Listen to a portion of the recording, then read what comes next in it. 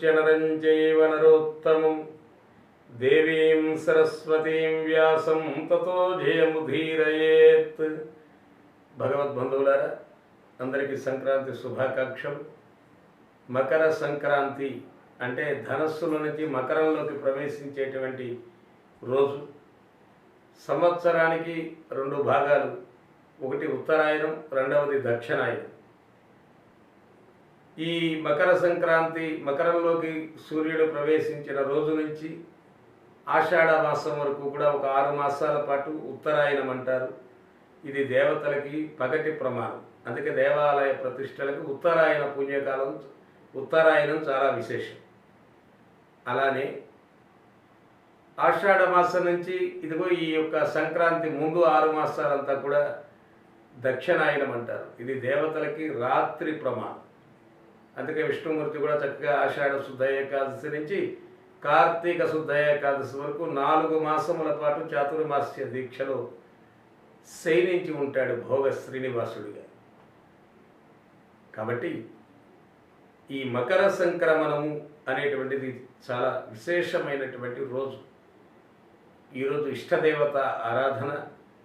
ముఖ్యంగా ప్రతినిత్యము మనం ఇంట్లో ఏది ఆరాధన చేస్తున్నామో మూర్తికి, ఆ మూర్తిని బయటికి వచ్చి సూర్య బింబంలో స్మరించాలి. ఎందుకంటే మనం ఇంట్లో పంచాయతనం పెట్టుకుంటాం 5 దేవతలని తెలిసిన వారైతే, లేదా ఇష్టదైవాన్ని ఒకరినన్నా సేవిస్తాం. కానీ ఉన్నది దేవతలు 33 కోట్ల మంది దేవతలు. వారందరూ సూర్యమండలంలో ఉంటారు. అందుకని ఆరోగ్యం భాస్కరాదిత్యేతో, ఒక ఆరోగ్యమైన సూర్యుడిచ్చేది శత్రునాశనం, యశస్సు, కీర్తి, సర్వసంపదలు ఇస్తాడు సూర్యనారాయణ. అందుచేత ఈ రవి సంక్రమణేపివ, ఈ రవి సంక్రమణం జరిగేటువంటి ప్రతి మాసం జరుగుతుంది. ఇది చాలా విశేషమైనది. మకర సంక్రాంతి పుణ్యకాలం. ఈ సమయంలో దేవతలని, పితృదేవతలని ఆరాధన చేయాలి. దేవతలని మనం ఎంత స్మరించినా వారిచ్చేటువంటి వరాలన్నీ కూడా మీ పితృదేవతలను అడిగి కానీ వీరు ఇవ్వరు మనకి. పితృదేవతలు వద్దు అన్నారు అంటే ఆగిపోతాయి వరాలు. అందుకని పితృదేవతలకి ప్రీతిగా మకర సంక్రమణం రోజున చక్కగా రైతులు ఆ రోజుల్లో హరిదాసులని, పాములాడించే వారిని, గంగిరెద్దు వారిని, ఒకరినేమిటి అందరినీ పోషించేవారు. వారు ధర్మంగా వారు సాధించినటువంటి ఆ ధాన్యాన్ని, ఆ బియ్యాన్ని, ఆ ద్రవ్యాన్ని అలా దానం చేసి పితృదేవత ప్రీతి కొరకై సేవించాల్సిన పర్వదినం, పెద్ద పండుగ. ఆనందం ఉన్న చోట పరమాత్మ ఉంటాడు. అందుచేతనే ఈ రోజున ఆనందంగా అనేక ఈ ఆనందాలు ఇంకా జట్ల పందాలని, లేకపోతే ఎడ్ల పందాలని, కోడి పందాలని రకరకాలుగా మారిపోయినాయి కాలక్రమే. ఉత్సవం అంటే ఆనందం కోసం పెట్టేవారు. ఇక్కడ మా చిన్నతనాల్లో రథోత్సవం జరుగుతుందంటే ఎదర రికార్డింగ్ డ్యాన్స్ పెట్టేవారు. వీళ్ళు వెళ్ళి రథం లాక్కుండా రికార్డింగ్ డ్యాన్స్ చూస్తూ కూర్చునేవాళ్ళు. ఈ ఆనందంగా వాడి భాగవతానందమే భగవదానందం. భక్తులు ఎక్కడ ఆనందిస్తారో భగవంతుడు అక్కడ ఆనందిస్తాడు. అంతేగాని వెళ్ళిన భక్తులల్లో కూడా ఇదిగో ఈ ప్రసాదాలు సరిగ్గా లేవు, ఈ భోజనం సరిగ్గా లేదని తిట్టుకుంటున్నారనుకోండి, అదంతా కూడా భగవంతుడికి కోపం వస్తుంది. భాగవతాపచారం చేస్తే ఊరుకోడు. అందుకనే ఇక్కడ మకర సంక్రాంతి రోజున ప్రజలంతా ఆనందంగా అనేక రకాలమైన వేడుకలు చేసుకుంటూ ఉంటారు. ఈ మకర సంక్రమణ ఉత్తరాయణ పుణ్యకాలంలో ఇష్టదేవత ఆరాధన ఎంత ముఖ్యమో, అన్నిటికంటే ముగ్గులు, సంక్రాంతి ముగ్గులు చూస్తూనే ఉంటాం. గొబ్బెమ్మలు అంటే దీని యొక్క అంతరార్థం ఏంటి అంటే, వైరస్ ఎప్పుడు కూడా చలికాలంలో వస్తుంది. మన భారతదేశం అదృష్టం ఏంటంటే చక్కని వేడి, సమమైన వర్షాలు, సమమైనటువంటి మంచు. కొన్ని దేశాల్లో చూస్తూనే ఉంటాం మంచుని ప్రభుత్వం వారు వచ్చి ఎప్పటికప్పుడు దాన్ని తీసుకెళ్ళిపోతూ ఉండాలి. వాటిని తొలగిస్తే కానీ మార్గాలు సజావుగా సాగవు, కేదార్నాథ్ బద్రీనాథ్ యాత్రల్లాగా. కానీ ఇక్కడ అలాంటప్పుడు వైరస్లు వస్తూ ఉంటాయి. వాటిని నిర్మూలన చేయటం కోసమని గడపలకి పసుపు రాసి బొట్టు పెట్టడం, పసుపు యాంటీబయాటిక్. ఆవు పేడ, ఆవు పిడక కనుక మనం ఇంట్లో ధూపం వేస్తే వైరస్ చేరదు. అటువంటి చక్కని ఆవు పేడతో చేసిన గొబ్బెమ్మలు ఇంటి ముందు పెట్టడం అది ఒక సత్సాంప్రదాయం. వైరస్ అనేది ఇంట్లోకి రానివ్వకుండా కాపాడుకోవడానికి చేసేటువంటి పెద్దల ప్రయత్నం. తినే ఆహారం, కట్టే బట్ట, నడిచే నడవడిక అంతా కూడా సనాతన ధర్మంలో ఉన్న పండుగలకి అందరికీ ఉపాధిని కలగజేస్తూ ఉంటుంది. అది అనుభవించిన పెద్దలు ఏమిటోనండి, సంక్రాంతి సందడే లేదు ఈ సంవత్సరం అంటూ ఉంటారు. ఇది సక్రమంగా బంధుమిత్రులంతా ఒక చోట చేరకపోతే. అందుకే చూడండి, హైదరాబాద్ నుంచి ఇవాళ గుడివాడ రావాలి అంటే ఈ సంక్రాంతి రోజున ప్రభుత్వం నడపాల్సిన బస్సుల్లో కూడా 3,000, 4,000 రూపాయల టికెట్లు ప్రత్యేకించి పెంచి మరీ పంపుతారు. అది ఈ సంక్రాంతి పండగలో ఉన్న గొప్పతనం. పెద్ద పండుగ ఇది. మనతో పాటు వాళ్ళకు కూడా పండగ చేసుకుంటారు తర్వాత సంగతి. తర్వాత ఏది ఏమైనప్పటికీ కూడా ఈ మకర సంక్రమణం రోజున ఇష్టదేవత ఆరాధన, పెద్దలకి పెట్టేటువంటి వారి పేరుతో దాన ధర్మాలు, వారి పేరుతో పిండి వంటలు ఆ పెద్దలకు చూపించి నమస్కరించి అవి పేదలకు అందించడం, దీనివల్ల పితృదేవతలు సంతుష్టులవుతారు. తద్వారా వర్ధతాం అభివర్ధతాన్ని, సంతానాన్ని ఆశీర్వదిస్తారేమని శతమానం భవతి శతాయు పురుషశ్చతేంద్రియ ఆయుష్యేవేంద్రియే ప్రతిష్టతి. నిండు 100 ఏళ్ళు బతకమంటారు. కొంతమంది బతుకుతూ ఉంటారు 100 ఏళ్ళు. ఎలా? ఒక 20 ఏళ్ళు కోమాలోనే ఉంటారు. వీళ్ళని హాస్పిటల్లో చూసుకురావడమే సరిపోతుంది. 20 ఏళ్ల తర్వాత బయటకు వస్తారు. అదే ఆయుర్దాయం. అట్లాంటి ఆయుర్దాయం కాదు. ఇలా దాన ధర్మాలు చేయటం వల్ల, పూర్వజన్మ సుకృతం వల్ల నువ్వు దాన ధర్మాలు చేసి వాళ్ళ ధనవంతుడు అయ్యావు. ఇప్పుడు కూడా అది గుర్తుంచుకునే దాన ధర్మాలు చేయగలిగితే మళ్ళీ నీవు ధనవంతుడివి అవుతావు. మళ్ళీ పై జన్మలో కూడా. అదాన దోషేన భవేద్ దరిద్ర. గత జన్మలో దానం చేయలేదు, ఈ జన్మలో దరిద్రుడు వై పుడతావు. దారిద్ర్య దోషేన కరోతి పాపం పాపాదవశ్యం పునర్దరిద్రం. ఆ దరిద్రంతో ఉండేందుకైనా భగవంతుడిని ఆరాధన చేస్తావా? సంపన్నారాయణో హరిహి. సంపదలు కావాలనుకున్నవాడు నారాయణమూర్తిని స్మరించమన్నారు. అలా స్మరిస్తే లాభస్తేషాం జయస్తేషాం కృతస్తేషాం పరాభవ. ఎటువంటి పరాభవాలు లేకుండా సర్వలాభాలు ఇస్తాడు పరమాత్మ. అలా కాకుండా ఇంకా తిడుతూ కూర్చుంటే దైవనింద దరిద్రస్యాత్తని జన్మల దారిద్ర్యాన్ని పొందుతాం. అందుకని ఒక్క జన్మలో దానం చేసి ఉండకపోతే ఇన్ని జన్మల దారిద్ర్యాలను అనుభవించాలి. 84 లక్షల జీవరాశులుగా మారి కడసారి జన్మమిది ఈ మానవ జన్మ. దీనికి ఉన్న జ్ఞానం ఇంకా దేనికి లేదు. ఇవాళ అజ్ఞానంలో పడి కొట్టుమిట్టాడుతూ ఉన్నటువంటి రోజులు ఇవి. అటువంటి సమయంలో ఈ శోభకృతునామ సంవత్సరంలో ఏమిటయా శోభ అంటే, అయోధ్య రామమందిర ప్రతిష్టా మహోత్సవం జరగటం, 500 సంవత్సరాల కళ ఇవాళ మన కళ్ళ ముందుకు రావటం, సాకారం అవటం, బాలరాముడిని అక్కడ ప్రతిష్ఠించుకోవటం. ఏమంటే పెద్ద ఆయన పెట్టచ్చు కదా, బాలుడు కదా, ఆయన ఏం చేస్తాడు అనుకోకండి. ఉపాసనలో ఎప్పుడు కూడా బాలమూర్తులు విశేషమైన శక్తి, శీఘ్ర ఫలితాలు ఇస్తాయి.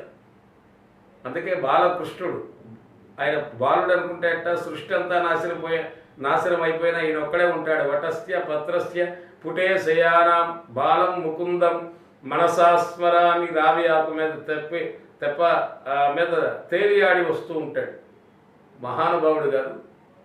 అలాగే బాల సుబ్రహ్మణ్య స్వామి, ఆయన ఎంత శక్తినిస్తాడు, ఎంత రక్షణనిస్తాడు, ఎలా సంతానాన్ని కాపాడతాడు. బాల త్రిపుర సుందరీదేవి.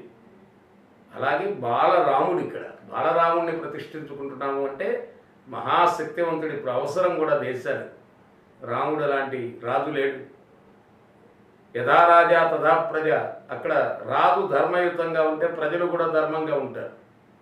రాజే ధర్మాన్ని తప్పితే ప్రజలు కూడా కష్టాల పాలైపోతారట.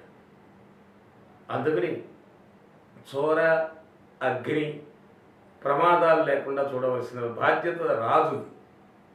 కానీ అయోధ్యలో పరిపాలన చేసిన రాజులందరూ ధర్మపరులు. అటువంటి అయోధ్య రామమందిర నిర్మాణం జరిగే వేళ ఈ నెల 22వ తారీఖున మనం గుడివాడలో బంటుమిల్లి రోడ్డులో సంతాన కోదండ రామాలయం ముంగిట చక్కగా స్వామిని మనం సేవిద్దాం. ఉదయం 5 గంటల సుప్రభాతంతో ప్రారంభమై జన్మకో శివరాత్రి అంటారు.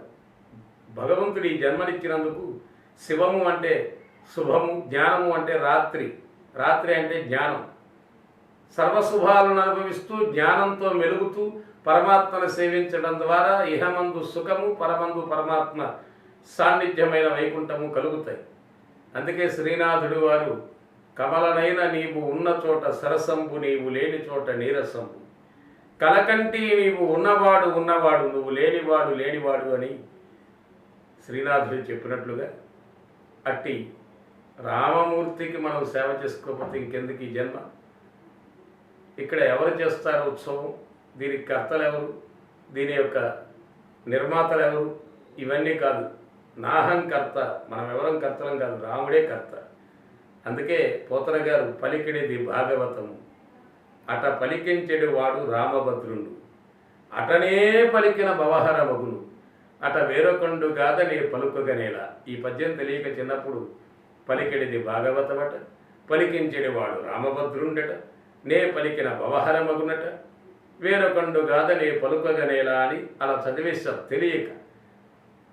ద్విసహస్రావధాని మాడుగుల నాగపరిశ్రమ గారి పుణ్యం అంటూ ఈ పద్యం ఇలా కాదు చదవవలసింది. అట అట అంటే ఎప్పుడుదో అనుకోవాలి.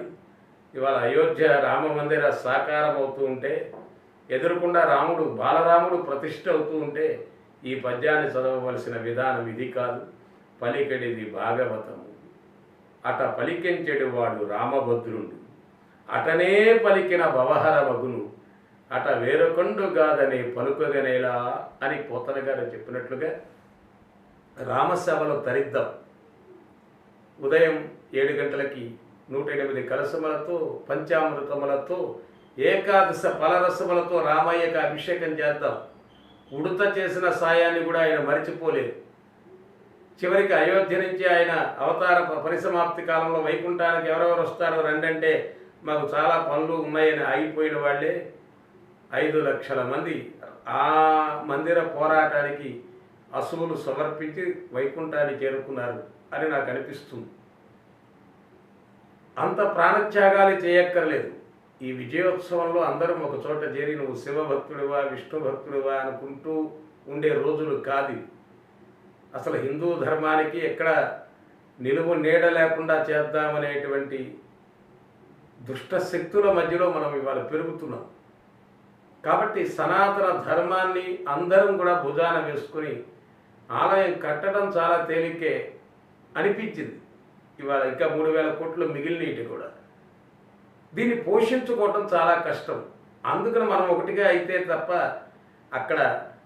అక్కడే కాదు ఇక్కడ దేవాలయాలు కూడా రక్షణ ఉండదు. అందుకని మనమంతా కూడా ఒక చోట చేరి గుడివాడ బంటుమిల్లి రోడ్డులో సంతాన కోదండ రామాలయం ముంగిట చక్కగా స్వామిని అభిషేకిద్దాం. 10:30కి ఈ ఉత్సవం సజావుగా సాగాలి అంటే కాస్త దాతల సహకారం ఉండాలి. అలా అని 116, 58 రూపాయలు తీసుకునే సమయం కాదు, ఇది చాలా తక్కువ సమయము. అందుకని ఉదార స్వభావులైనటువంటి దాతలు మాకు అపరభద్రాద్రి మోటూరులో కూడా ఒక పుస్తకాన్ని ప్రింట్ చేయించడానికి ఆయనకున్న ఒక అరెకరం అమ్మేసి ఆ పుస్తకాలు ప్రింట్ చేస్తేనే ఇవాళ హాయిగా పాడుకోగలుగుతున్నాం. చూడండి, మహానుభావుడు ఆయనకి త్యాగం ఇచ్చాడు. లక్షలాది ఎకరాలు ఉన్నవాడికి కూడా ఇవాళ రామయ్య. ఇది ఒక భాగ్యంగా భావించండి. 500 సంవత్సరాల పెద్దలకి దక్కని భాగ్యం మనకు దక్కింది అని 10,116 కట్టి, అది కూడా మేము కూడా అయోధ్య రామ మందిరం లాగానే ప్రకటించేస్తాం. 109వ వాడు వస్తే చాలు బాబు, ఇంకేదన్నా దేవాలయంలో ఇవ్వండి అంటాం. ఆ 108 మంది చక్కగా 10 మంది ఉత్సవ ప్రోత్సాహకులు ఉన్నారు. వారిని సంప్రదించండి, లేదా ఆ పైన కనపడే నెంబరుకి సంప్రదించండి. ఆ రసీదులు పొందండి. మిమ్మల్ని ఎలా గౌరవించాలో అలా గౌరవిస్తాం. సన్మానీయులకు దాసజనానికి మహిమ చూపవేం చేసిన చక్కని రాముడి ముందు మీకు చక్కగా మీ అందరి చేత కళ్యాణం చేయించటం, మిగతా వారు స్వచ్ఛందంగా వచ్చి ఆ వెనక భాగంలో కూర్చొని కళ్యాణాన్ని సేవిస్తారు. ఆదౌ కర్త తథాచార్య, కర్త భోక్త జనార్దన, ఈ ముగ్గురు ఉంటే ఉత్సవం అయిపోతుంది. జనార్దనుడు మర్యాద పురుషోత్తముడైన రామయ్య అనుగ్రహం ఇన్నాటికి కలిగింది మనకు. భోగ్యంగా ఉత్సవాన్ని సేవించే వారిని భోక్తలు అంటాం. కర్తలైనటువంటి వారి మీద ప్రాధాన్యత ఇప్పుడు ఉన్నది, అవసరం కూడా.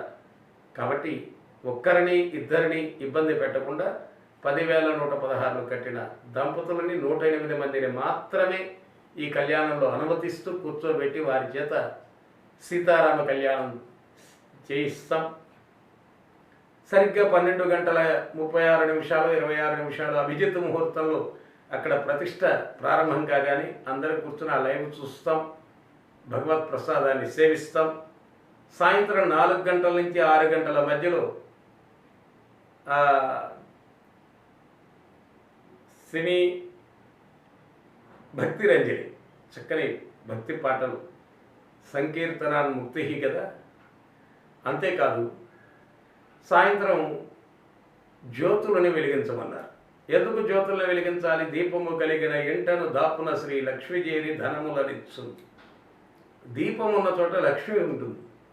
లక్ష్మి అంటే ధనం అంటారు. ధనం అంటే ఏమిటి? ధనం బాగా చలిలో వణికిపోయేవాడికి వేడే ధనం. ధనమగ్ని. ఒకడికి ఆడక చాలా అవస్థలు పడ్డారు కరోనాలో, చాలామందిని కోల్పోయాం. చక్కగా ఊపిరాడుతూ చక్కగా ప్రాణం నిలిచి ఉంటే అదే ధనం. ధనమగ్నిర్ ధనం వాయు ధనం భూతాని పంచచ. భూతాని అంటే ప్రాణులు, సహకరించాలి. అత్తగారు ఒక ప్రాణి, కోడలు ఒక ప్రాణి, ఇద్దరికి పడదు, ఆవిడ చుట్టుగింట్లో గెంటేస్తుంది లేదా అనాథ శరణాలయాలకు తోలేస్తుంది. ఇవే జీవితాలు. రాముడిని చూసి మనం చాలా నేర్చుకోవాలి. ఈ కనుమ పండగ అయిన తర్వాత నుంచి వచ్చేదంతా అయోధ్య మందిర వైభవాన్ని చెప్పుకుందాం. అట్లా ఇక్కడ సాటి ప్రాణులు కూడా మనకి సహకరించాలి అంటే, సమాజం మనకి సహకరించాలి అంటే ఆ అమ్మ అనుగ్రహం కావాలి. అజ్ఞానం అనే చీకటిని పారద్రోలి జ్ఞానం అనే వెలుగునిచ్చేది దీపం. ఆ దీపము కలిగిన ఇంటను దాపున శ్రీ లక్ష్మి చేరి ధనములనిచ్చును. ఎటువంటి ధనాలు చెప్పుకున్నాం కదా, అందుకని చక్కని దీపోత్సవం. అదైన తర్వాత సుమారుగా 6 గంటల నుంచి విజయోత్సవ సభ. ఈ విజయం మీ అందరిది. రాముడు ఎప్పుడు విజయమే, అజేయుడు కాదు. జయుడు ఎప్పుడు కూడా విజయుడే రాముడు. అటువంటి రామచంద్రమూర్తి గురించి చక్కగా మాట్లాడటానికి పెద్దలు భగవద్గీతను బోధించిన మన గీతాచార్యులు లాంటి గంగాధర శాస్త్రి గారు, మన ధర్మం పట్ల ఏదైనా ఇలా చిటుకమంటే వెంటనే వచ్చి కూర్చునే బంగారయ్య శర్మ గారు పెద్దలు వేదిక పైన ఉండి ప్రసంగిస్తారు. ఆ కార్యక్రమంతో ఈ విజయోత్సవం పూర్తవుతుంది. భక్తులందరూ కూడా మీదిగా భావించండి. అనేక మంది నాదోపాసకులు ఉన్నారు, అలాగే హిందూ సమాజం అని అలా రకరకాలుగా మనం పెట్టుకుంటున్నాం. ఇవన్నీ ఒక చోటకి చేరితేనే ఇది విజయోత్సవం. అది అందుకని రాముడికి జరిగే పట్టాభిషేకమే కాదు, భక్తులకు జరిగే పట్టాభిషేకం కూడా ఇది. భక్తి సామ్రాజ్యానికి ఇప్పుడు పెద్దలు రాజులు చేసేవారు ఇలాంటి ఉత్సవాలు. ఇవాళ వాళ్ళు చేస్తున్నారా? మీకు మీరే మహారాజులుగా తయారవ్వండి, కథం తొక్కండి, హిందుత్వాన్ని కాస్త నడుం బిగించండి. భక్తి సామ్రాజ్యానికి నాకు తెలిసి ఆ 3 రాజులు ఆదర్శంగా తీసుకోండి. ఎవరా 3? పొలములను దున్నె బొమ్మెర పోతరాజు, గుడులు కట్టించే కంచెర్ల గోపరాజు, రాగములను పాడే త్యాగరాజు. భక్తి సామ్రాజ్యానికి ఈ 3 రాజులు. ఎప్పుడు వాళ్ళని ఆదర్శంగా తీసుకుందాం. ఒకరు చక్కగా రాగాలను ఆలపించి భగవంతుడికి దగ్గరయ్యారు. ఒక ఆయన గుడి కట్టించాడు, ఎన్ని దెబ్బలు తిన్నా రామదాసు. ఇంకో ఆయన ఎవరికి అంకితం ఇవ్వను, రాముడికి అంకితం ఇస్తానన్నాడు భాగవతాన్ని. కాబట్టి మీరందరూ కూడా సహకరిస్తారు కదా, ఆ ఆశతోనే మేము జీవిస్తున్నాం. జై శ్రీరామ్.